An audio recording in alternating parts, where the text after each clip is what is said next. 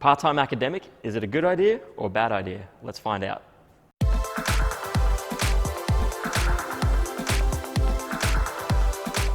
Hi guys, my name's Ken Dutton-Regester and I'm about to go part-time academic in the next couple of months. And this is because I want to start a part-time science communication business. And if you're curious, this behind me is one of our first projects, which is the world's first cancer biology themed escape room. And we're using it as a unique way to teach people about how cancer occurs. It's a bit of a big decision, something that I'm a little bit scared about, a little bit nervous about, and so is my wife, to tell you the truth. But is it a good thing or is it a bad thing? Let's delve into it. Now, when I started telling people about becoming a part-time academic, I definitely got a couple of different responses. Some people were like, yes, Ken, we support you, go for it. If you're going to do it, go all in. Then I had other people on the other side. And this typically came from senior researchers or other senior academics. And they were like, I don't know if it's going to be possible. So for me, I don't want to leave my academic research behind. I want to keep on doing it. But as we all know, funding these days is incredibly tight. And it's putting a bit of a pinch on all the research field, not even just the early career researchers, but also the senior researchers. So as such, the stability in science these days is challenging. And so for me, I feel like we need to think outside of the box in order to make academia or science research sustainable. And so for me, I believe that going part-time academic could be one way to do this. Now, I've been pretty active in science communication for the last 10 years. In fact, as soon as I started my PhD, I was really interested and drawn into that. The reason why, I did a 3-minute thesis, I think in the second year of my PhD. It failed miserably. As I do, I leave everything for the last minute, including my preparation for it. So when it got to me to do my 3-minute thesis, I did my first line, got my laugh, and then forgot everything. And this is like about a minute standing in front of all my lecturers during undergrad. Incredibly embarrassing. And from then on, I took every opportunity to build my communication abilities.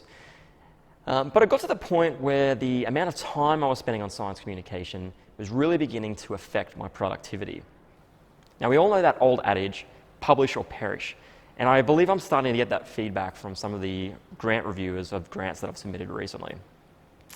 So my theory was it might be a better strategy if I actually go part-time to allow me to do science communication to the extent that I want to. And hopefully, based on the peer review process, they see that I'm a part-time academic and have taken into account my productivity on my papers around that. That's the theory. I find the typical way of talking to people about science, from someone giving a seminar or a presentation, fairly limiting because you're probably only attracting, a certain type of people to be there in the first place. And then it's a very one-way communication dialogue. So I wanted to do something more bigger and bolder, and so this is why I created Makings of a Malignancy. So this is the room that's behind me. So this is the world's first cancer biology themed escape room. And this is an idea that I got after doing my first escape room, and this was probably about 4 years ago, where we had a staff end of year Christmas party, and we decided to do an escape room as something a bit different. Now, you would think with 4 PhDs and over 50 years of scientific training, we would have finished that escape room no problems. We only did about 20% of the room and failed miserably, but the experience was amazing. And it was something that really stuck with me for a while.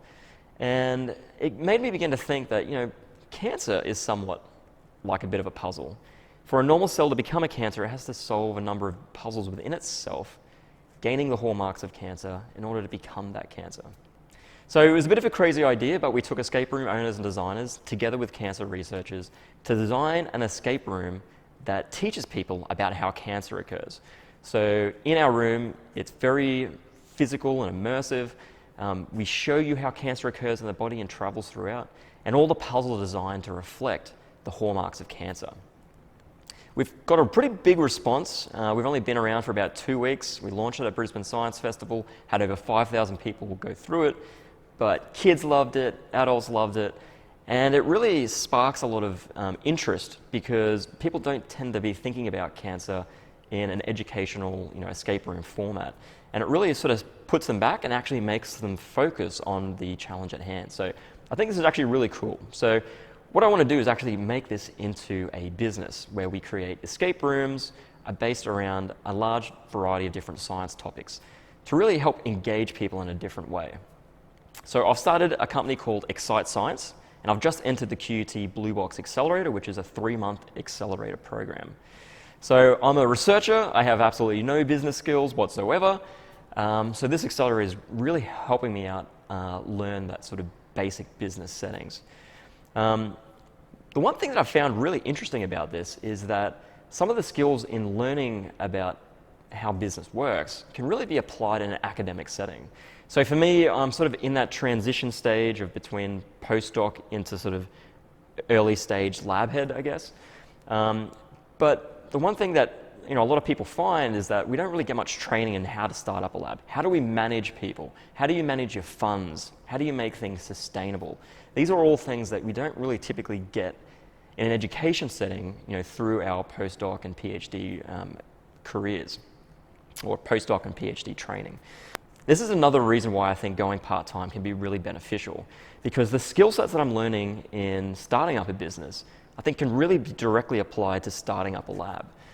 And this is making me, I think, a more well-trained, well-versed, well-prepared scientist into that academic space. And I think the reverse goes backwards the other way. So the business can also help out my academic career. I think this room is starting to get a lot of traction, and I'm getting a lot of interest from museums, non-profits, charities, other universities wanting to use the room in different capacities. So I'm really beginning to build my collaborative network. And from the cancer advocate point of view, I'm really beginning to build my network of people that I know who have been affected by cancer. Now we know for grant applications now, having that patient perspective is becoming more and more important, and having a network that you can tap into to bounce your ideas of what your research that you're doing, or if you've got any media opportunities and you need someone to have that sort of personal perspective of how they've been involved or how they've been affected by cancer, is really important. So I think this can apply to any other type of diseases. But in this space, this room has been really powerful in actually boosting my academic profile. And this is where I think part-time academic is actually really positive. And it doesn't have to be just science communication. It could be starting some other type of business. It could be getting into government, understanding policy, intellectual property, patenting. All of these things can be directly beneficial to an academic career and the other side career that you're trying to do. And the key example that I typically think about is, being a part-time clinician. That's one of those examples where they're very harmonious. But when you sort of start talking about becoming a part-time academic, particularly to the senior researchers, there's a bit of pushback if you're not in that sort of clinician space. I've had a lot of senior researchers be a little bit iffy about whether going part-time academic means I'm serious about my scientific career. And, I think that's bogus. And, I compare doing a part-time science communication business the same thing as being a part-time clinician.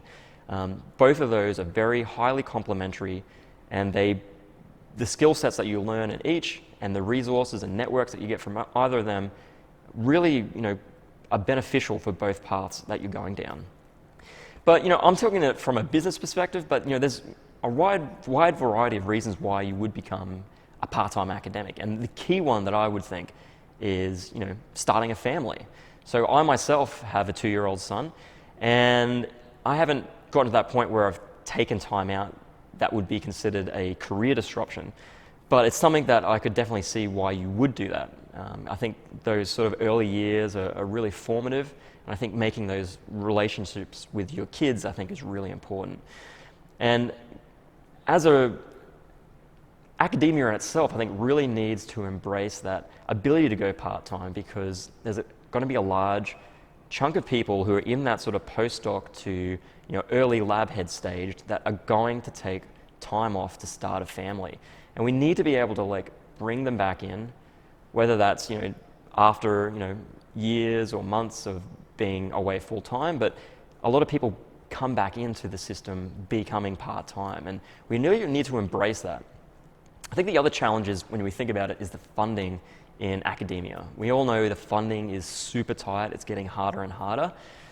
So part-time academic could be a way to actually extend the life of one's research career, because it's potentially half a grant that you'll need to apply for. And this is sort of where I'm thinking strategically from the grant point of view, that again, going back to the publish or perish, that because I'm part-time, peer reviewers should account for that in their assessment of my track record, and hopefully will allow me to get boosted up or scored a little bit better. But it does mean that because I'm only looking for 50% of my salary, it means that there's that one little bit less of money that I'll need to get. That being said, the only reason so far that I think it's been relatively successful in thinking about going part-time academic is that I have received some grant funding to hire a research assistant who is currently the hands in the lab. So without that, I think doing this would probably be very challenging. So for me, having that full-time research assistant allows me to focus on the bigger picture, applying for grants and writing papers.